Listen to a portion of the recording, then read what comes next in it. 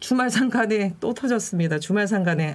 일단은 뉴스타파가 관련돼서 11월 30일에 관련 기사를 보냈습니다.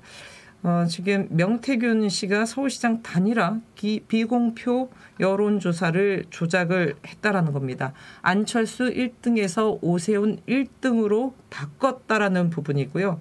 뒤에서 말씀드리겠지만 안철수 의원은 철저한 수사를 요구한다라는 입장을 밝혔습니다. 이 입장을 밝혔는데요. 요거 좀 간단하게 제가 좀 개요를 좀 말씀드리겠습니다.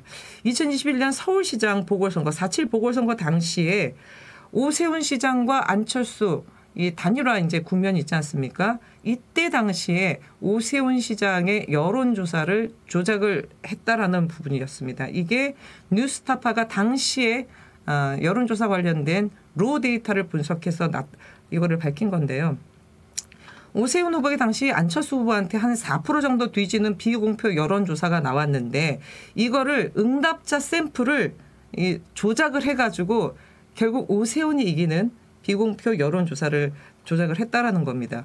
근데 이게 지금 좀 웃긴 게 뭐냐면 그 직전에 한국리서치에서 오세훈, 안철수 단일화 가운데 누구를 선호하냐. 선호도 조사를 했는데 그때 당시에 오세훈 38.4, 안철수 38.3, 정말 0.1% 예측불허의 박빙 상황이었답니다. 박빙 상황. 그리고 난 다음 날 한국 연구소가 여론조사를 합니다. 여기서는 단일화 누구를 선호하냐가 아니라 적합도 조사를 합니다. 적합도 조사를 하는데요. 이 적합도 조사에서 오세훈 후보가 안철수 후보보다 이기는 걸로 나옵니다. 이 뉴스타파가 제기한 이 지금 여론 조작과 관련 핵심은 뭐냐면요. 응답자가 176명에 불과했습니다. 응답자가 176명. 끝까지 응답한 게 176명인데 결과 자료에서 응답 완료 샘플 수를 929명으로 만듭니다. 929명. 무려 753명을 가짜 샘플로 만들었다라는 거죠. 가짜 샘플로. 이게 사실은 저로서는 사실은 좀 이해가 안 되는 부분인데요. 뭐냐면 제가 아는 선에서 이게 공표조사든 비공표조사든 말 그대로 이거는 응답자 수를 완전 바꾼 거 아니겠습니까? 이거 뻥튀기를 해도 이만저만 뻥튀기를 한 게 아니에요. 176명이 응답했는데 결론적으로 929명, 753명을 그냥 가짜로 넣었다라는 거죠. 물론 여론조사에서 할 수밖에 없는 것 중에 하나는 보정입니다. 연령별, 지역별 등등 이런 보정을 하는데 이거는 보정이 아니라 그냥 조작을 한 거거든요. 근데 제가 사실은 좀 궁금했던 부분이 비공표 여론조사잖아요. 비공표 여론조사인데 특히 비공표 여론조사를 하는 이유는 뭐냐면 선거와 관련된 경향이 어떤지 그래서 판세가 어떤지 그래서 우리 캠프에서는 지금 이러이러한 부분이기 때문에 이러이러한 부분들 메시지를 예를 들어서 조정을 한다든가 선거 전반에 대한 타겟팅을 조정을 하다든가 남녀 성비를 조정하다든가 세대 이런 걸 조정해서 무슨 공약을 내두든가 이런 부분을 위해서 사실 비공표 여론조사를 하는데 왜 내부만 보는 이 여론조사를 왜 조작을 했을까? 저는 개인적으로 제가 여론조사 전문가가 아닙니다만 그래도 이 정당 활동을 좀 했고 공직선거 관련돼서 여러저러 경험이 있고 당선거도 그렇지만 그래서 나름 그래도 아예 여론조사를 전혀 모르는 완전 백지의 문외한은 아닌 상황인데도 불구하고 이게 좀 이해가 안 됐어요. 왜 그랬을까 이해가 안 돼서 사실은 계속 좀 고민했었고 관련돼서 제가 오늘 여론조사한 관계자분한테 연락을 드렸습니다. 이게 이해가 안 간다. 내부 미공표 여론조사는 이거 조작까지 할 이유가 없지 않냐라고 했는데 그분께서 얘기했던 부분은 그겁니다. 제가 예전에도 한번 말씀드렸던 부분인데 이거 대세론을 만들어 가려고 하는 거다. 특히 앞서도 얘기했지만 오세훈 안철수 박빙 상황이었어요. 박빙 선거일 때 사실은 내부적으로 대세론을 만들어 나가게 되면 사람들이 이길 사람 찍자라는 이 부분이 되는 것이고 특히 이럴 때 나타날 수 있는 효과는 뭐냐면 조직과 돈이 움직이게 된다. 약간 어떻게 본다면 약간 도박에서 이제 배팅하는 거 이런 거 있지 않습니까? 야 여기가 이길 것 같아 그러면 특히 조직과 돈이 움직이게 되면 그만큼 힘과 탄력을 받아서 박빙 선거에서는 이거를 뒤집을 수 있는 여지가 있다라는 부분입니다.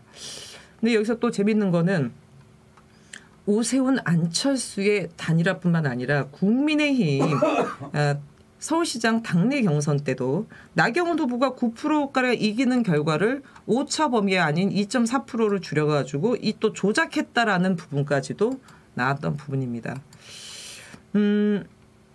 일단은 이 지금 조작과 관련된 부분이 일단 드러났기 때문에 앞서도 안철수 후보 같은 경우 철저한 조사를 요구를 했습니다. 그리고 오세훈 후보 측에서도 사실은 뭐 잇따라서 얘기를 했는데 이 지금 여론 조작과 관련돼서 나오기 전에 오세훈 시장 측에서 29일 날 명시의 미공표 여론조사 조작 의혹을 오 시장과 연결짓는 것은 터무니없는 주장이다. 미공개 여론조사는 여론에 영향을 미칠 수 없어 굳이 조작까지 하면서 활용할 이유가 없다라고 얘기를 했습니다. 그리고 1일 날 신성종 대변인은 오세훈 때리기 그 이상도 이하도 아니다. 의혹 부풀리기라고 반박을 했습니다. 제가 방금 말씀드렸듯이 일반적으로 봤을 때 아니 미공개 여론조사가 여론에 영향을 미칠 수 없어서 굳이 조작까지 하면서 할 이유가 없다라고 얘기했는데 여론조사 관련된 관계자분은 아니다. 그렇게 생각할 수도 있지만 이게 이제 대선언을 만들어갈 수 있는 부분이고 이게 사실 구전 홍보라는 말이 있지 않습니까? 구전 홍보. 이렇더라 저렇더라 하면서 퍼져나가는 부분들이 있기 때문에 이 부분을 무시할 수 없다라는 거고 이게 내부 사기용도 가능합니다. 극비리에 우리가 했어. 근데 너네만 알아 하면서 캠프 관계자들끼리 캠프 관계자한테만 얘기를 했는데 이게 사실 또 일파만파 이 입소문을 타면서 나가는 부분들이 있는 거죠. 그리고 또 하나는 이게 여론조사 하면요. 재밌는 게 상대 측에서 한 여론조사가 우리 측으로도 흘러 들어오기도 해요. 이게 소위 말해서 가짜로 그런 얘기를 하기도 합니다. 그래서 기세를 눌러뜨리는 부분 뭐 여러 가지 부분들이 있는데 여하튼 지금 일단은 샘플을 완전히 지금 몇 배를 뻥튀기해서 부풀려서 조작을 했다라는 부분들이 나온 상황입니다. 나온 상황이기 때문에 이 정도의 상황이라고 한다면 이거는 수사를 피할 수 없는 부분이라고 봅니다. 이 또한도 마땅히 좀 해야 되는 부분으로 보여집니다. 자, 그래서 일단은 오세훈 시장을 향하는 여론 조작, 그다음에 여론조사 비용 대납 관련된 부분들 반드시 좀 밝혀야 되고요. 지금 일단은 서울시 관계자들 같은 경우가 오세훈 시장을 대신해서 나서고 있는데 변변한 반박을 하고 있지 못한 부분도 덧붙여 지적을 해야 될 것 같습니다.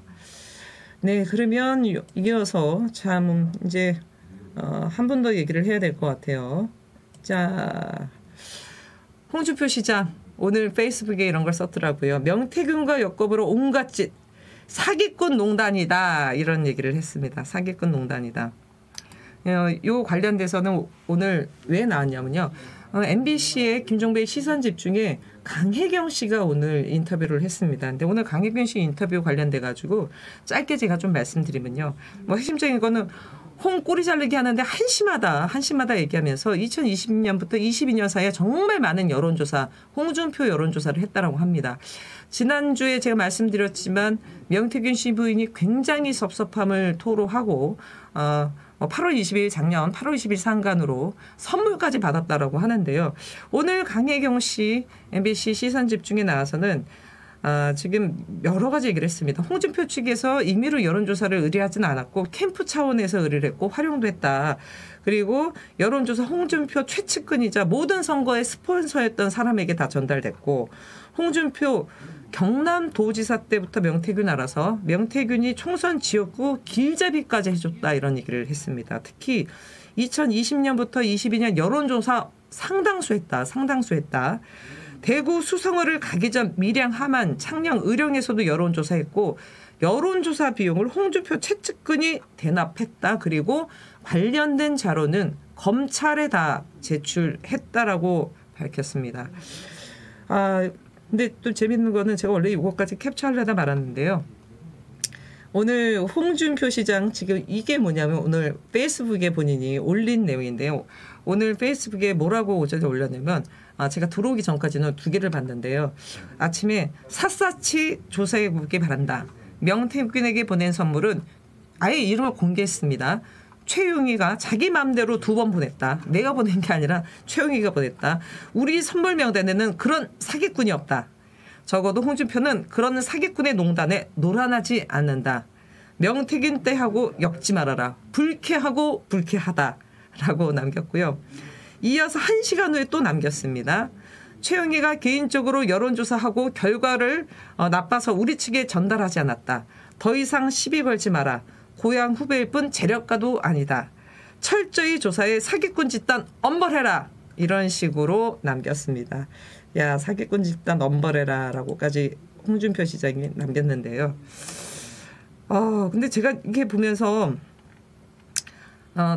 다른 부분들은 뭐 그동안 여러 차례 좀 나왔고, 특히 당원 명부를 빼돌려서 여론조사를 일단은 뭐 한 거 관련돼서 명태균이 홍준표, 이준석, 윤석열한테 다 전달했다. 그리고 나중에 2, 3차는 윤석열 측에만 전달했다. 그러면서 왜 그랬냐 이랬더니 뭐 문어발식 명태균이다 뭐 했는데, 제가 28일 날 말씀드렸던 것 중에 핵심적인 게 홍준표와 명태균의 관계가 사실 작년 8월 뭐 선물을 보낼 때, 생일 선물 보낼 때까지 상당히 좋았다라고 말씀을 좀 드렸던 것 같고, 왜 갈라지게 되고 등등에 대한 부분은 아직 드러나지는 않았는데, 지금 홍준표 측이 여론조사 의뢰를 상당히 많이 했다라는 부분인 거고, 여기에서도 사실은 그동안 나왔던 명태균의 여론조사 영업 전략, 비밀 뭐 이런 부분들이 있지 않습니까? 이런 부분에 있어서 홍준표 시장도 자유롭지 못하라는 겁니다. 강혜경 씨 오늘 나와서도 얘기했지만 성향 분석 자료, 로 데이터 이런 부분들은 기본적으로 정말 몇몇을 제외하고는 그대로 다 제공을 했다라는 거예요. 그대로 다 제공. 특히 당원 명부, 안심번호로 갖고 했던 당원 명부와 관련된 건 수차례 돌렸고, 거기에서는 사실 성향, 로 데이터를 다 줬다라는 거예요. 그러면 그거를 보면 국민의힘 당원과 관련된 거는 누가 누구를 지지, 이걸 다 안다는 거지. 그래서 명태균은 이거를 홍준표에도 줬지만 윤석열에도 줬고 문어발식으로 했다는 거죠. 다시 말해서 이 자체를 다 받아봤다라는 거고, 이 부분에 있어서 홍준표 시장도 자유롭지 못하다. 당신도 지금 이런 부분인 거죠. 근데 제가 오늘 이거를 보면서 눈에 들어왔던 게 그 경남도지사 때부터 시작해서 명태균이 총선 지역구 길잡이까지 해줬다라는 부분입니다. 그래서 대구 수성 가기 전에 밀양, 함안, 창녕, 의령이 하나의 선거구입니다. 여기 여론조사 정말 많이 돌렸다라는 거예요. 그래서 제가 이상하다 이때가 했더니 맞습니다.